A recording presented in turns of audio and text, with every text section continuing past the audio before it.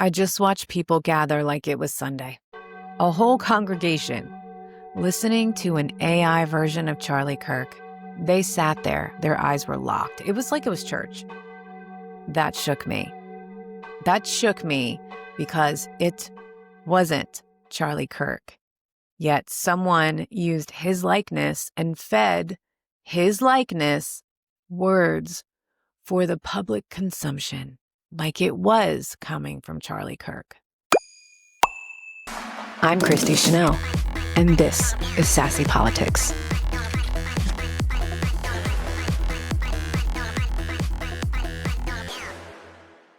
I have nothing against worship. I truly don't. I think it's beautiful. I think all religions are beautiful. I choose to be spiritual in a different way. I would not classify myself as religious, but very spiritual. Now, having said that, it was like worship. Worshiping the AI Charlie Kirk. That's like, I know there's something in religion that says you should not have idols. Idols are not good, but because tech can make someone speak forever and actually write the sermon to feed the crowd, we're in danger. Let's kind of forge ahead and talk about the presidency. So, at the same time, this presidency promised something. Restore free speech. Big headlines, big applause. But behind the curtain, I think we all started to see something else. Threats, funding rules, hints at punishment, a promise on the podium, but pressure behind the scenes. That contradiction is what we're going to unpack today. Very simply, very human, and very clear. Because I'm figuring this out with you. If the presidency sells you a version of free speech for all, but then behaves like a director telling actors what to say, what you have is theater, not freedom. We're going to walk through how that plays out. Say what they're saying. It's a public promise. The promise is always shiny. Day one, executive order on free speech. Loud headline, we love the First Amendment. It reads like a strong, inspirational title. It sounds like protection. People cheer. The base gets what they want. I think that headline means we all get what we want. Media runs the headline, but remember, words are not actions. And really, we can use that in any parts of our life. Like, I know in relationships, I've heard that. Haven't you? You can say you love me, but if you don't put action behind that love, it doesn't mean anything. Well, that's exactly what we're talking about. Push. Now comes the test. Agencies get directions from the White House. Now, vague words matter. Promote. Public interest. Gender ideology. Those phrases are fuzzy on purpose. They bend, they stretch, they let decision makers choose. So funding rules get adjusted. A national arts agency says certain projects might lose grants. Broadcasters feel heat. Regulators float investigations. Then, public hints from leaders. We could take action. That sentence alone chills people. When broadcasters hear regulators say that they might consider renewals and fines and penalties, they start to stay quiet. Those hosts do not speak out. They avoid hard stories. Prevention by fear. That's scary. That's dangerous. Pushback. This is where the system can work. Artists sue.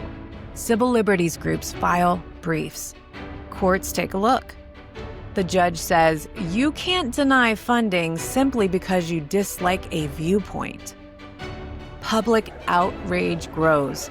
Media coverage amplifies the problem. And sometimes the rules get paused. Sometimes the policies get struck down. This is the push to pushback cycle. Power pushes. Society pushes back. Sometimes the court acts as the brakes, but brakes aren't instantaneous. They take time, energy, and courage. Meanwhile, people stay scared. People self-censor. That's the cost. I've seen the fear in real life. Creators doxxed. People showing up at workplaces. Friends shaken. I care about my family. I care about your family. I speak with that in mind. That's why I'm careful and why I push back. Because silence lets testing become a habit. Government said arts that promote a certain idea might lose funding. Artists sued. Court says that's viewpoint discrimination. Illegal. Artists won. Point. Words sounded like protection. The implementation looked like punishment. Courts fixed that one, but it took work. Host says something. Network responds. A regulator hints he could step in. People see the regulator's power and panic. When public officials suggest enforcement because they don't like speech, that's the moment broadcasting becomes political compliance. And once compliance becomes the norm, dissent shrinks. The voter side, redistricting, stealth candidates. There's another side to this fight, the ballot box. Maps are being redrawn to favor one party. And in some places, candidates run under a party label, but vote for another side's agenda. If you click straight party at the bottom without looking, you might help the very thing you oppose. I get it. We're busy. But voting informed is now an act of defense. Please spend a few minutes. It matters. Say, push, pushback, used as a narrative. Instead of a calendar, remember this flow. Say, loud promise to restore free speech. Push, vague rules, funding, pressure, regulatory hints. Pushback, artists sue, public outcry, judges rule. That's the arc we keep seeing. Say, push, pushback, and then repeat. Watch the push moments. That's where the fight is decided. I want to tell you something important.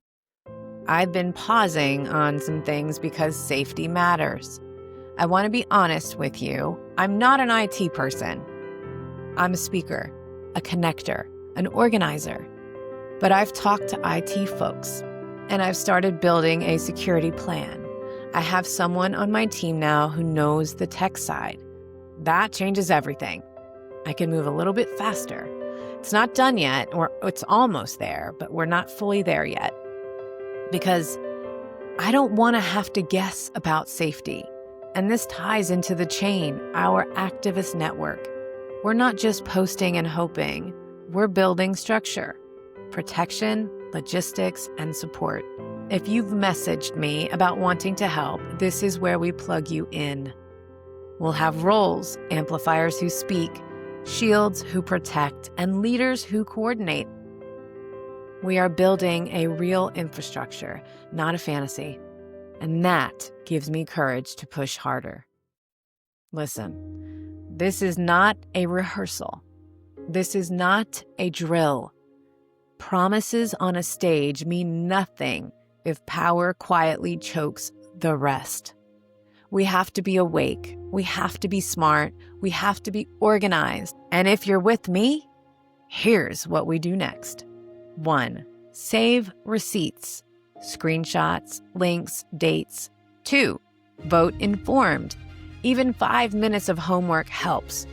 3. Engage in community. Share one example in the comments, any side. I'll pull the receipts and we'll go through it together. 4. If you want to help the chain, sign up. We need organizers, tech people, legal eyes, and kind hearts. I've built a team for security. I've got tech people working on our safety plan, but I could always use more help and more eyes. I'm ready to move faster because we finally have the systems, or are starting to have the systems, in place to protect each other. We are ready. Set, go. We will not let theater replace our rights. We will not let automation and intimidation silence us. This is about people over power. This is about staying here and fighting the right way. So if you're tired of the half promises and the pressure, stand the hell up. Speak out. Subscribe on YouTube, join the chain, drop your example in the comments. I could use the help on the algorithm. And remember, we are not doing this for glory. We are doing this because we believe our country can and will be better. We are doing this for each other. So, let's start a revolution, baby.